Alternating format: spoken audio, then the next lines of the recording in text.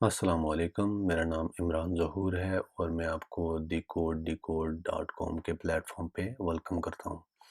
आज मैं एक नई सीरीज़ स्टार्ट करने जा रहा हूँ जो वर्डप्रेस के बारे में है और बहुत सारे लोगों ने मुझे फेसबुक पे, व्हाट्सएप पे, पर्सनल में भी मैसेजेस करके रिक्वेस्ट की है कि वर्डप्रेस पे सीरीज़ स्टार्ट करें।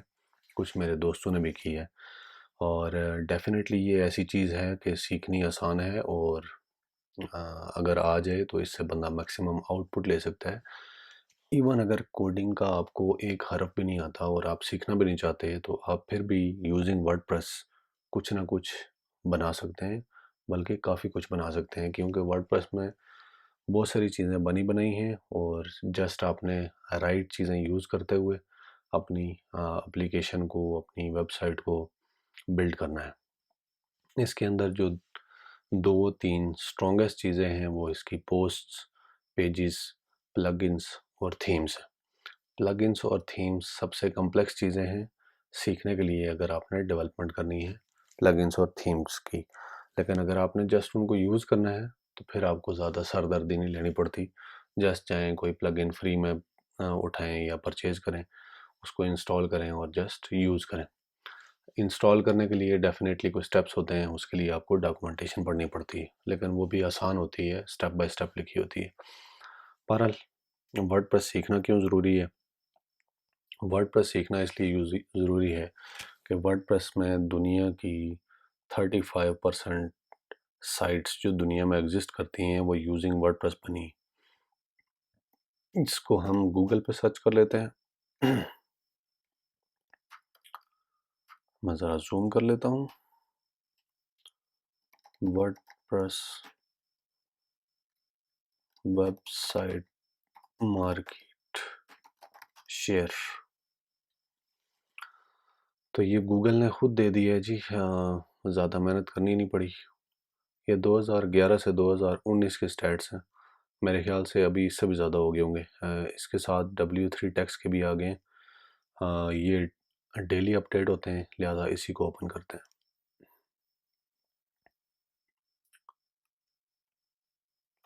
इस पे अगर आप आगे देखें तो वर्डप्रेस का जो दुनिया में मार्केट शेयर है, WordPress is used by 63.6% of all the websites whose content management system we no.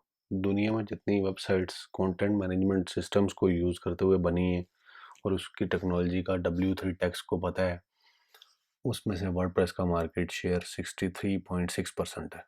बाकी कोई भी कंटेंट मैनेजमेंट सिस्टम इसके नेड़े भी नहीं लगता।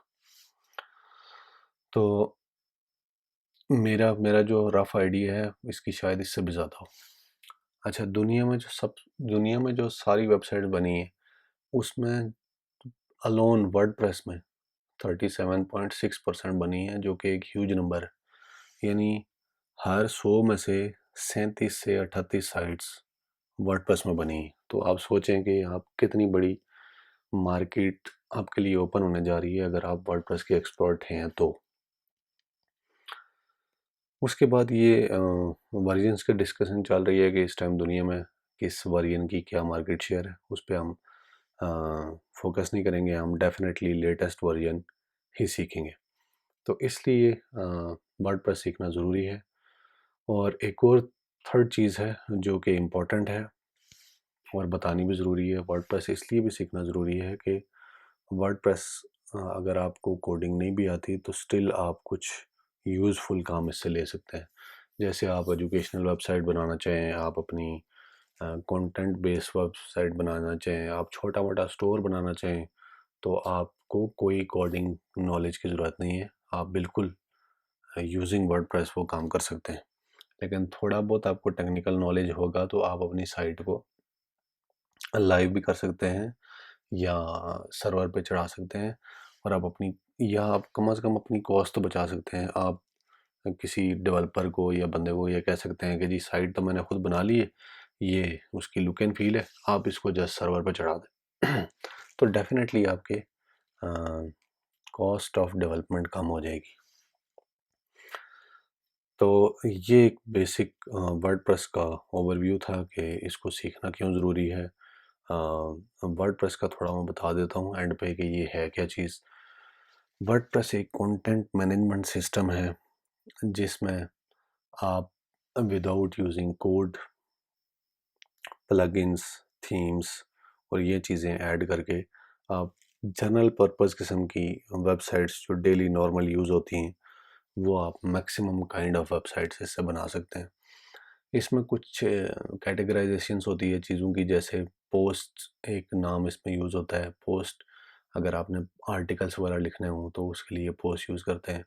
पोस्ट के अंदर कैटेगरीज होती हैं, जैसे कोई भी न्यूज़ एजेंसी है उसमें जो है वो स्पोर्ट्स की कैटेगरी अलग होती है, एंटरटेनमेंट की अलग होती है, इस तरह से करंट अफेयर्स की अलग होती है। तो ये बेसिकली इस तरह से पोस्ट डिवाइड की जा सकती हैं।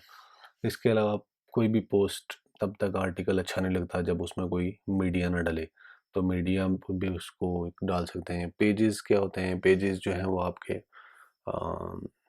डिफरेंट वेब पेजेस, जैसे अबाउट अस का पेज होता है, होम पेज होता है और उसके अलावा कॉन्टेक्ट अस के पेजेस होते हैं। तो ये पेजेस का पर्पज़ ये है।